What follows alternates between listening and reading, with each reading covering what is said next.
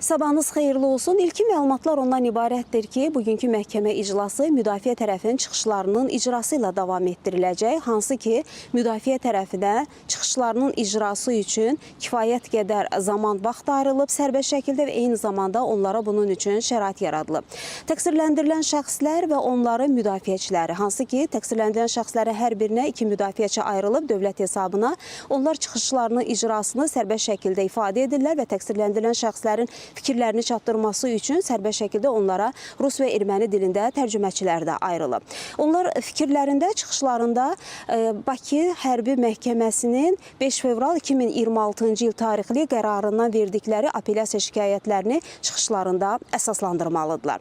Məhkəmə prosesi bir neçə dəqiqə sonra başlayacaq. Qeyd edək ki, tərəflər artıq gəliblər, tədricən prosesin keçirildiyi binaya daxil olurlar. Təqsirləndirilən 15 nəfər Ermənistan vətəndaşı, onda qeyd edək ki, Azərbaycana və xalqımıza qarşı çoxsaylı cinayətlər törətməkdə təqsirli bilinirlər. Onlar 1-ci instansiya məhkəməsinin hökmü ilə onlardan 5 nəfəri ömürlük azadlıqdan məhrum etmə cəzasına məhkum olunub, digərləri isə 16 ildən 20 ilədək müddətə azadlıqdan məhrum ediliblər. Bugünkü iclasla bağlı nələr baş verəcək növbəti saatlarda biz bu barədə xəbərlərin növbəti buraxılışlarında daha geniş məlumatları çatdırmağa çalışacağıq deyərək sözü yenidən mərkəzə studiya ötürürük.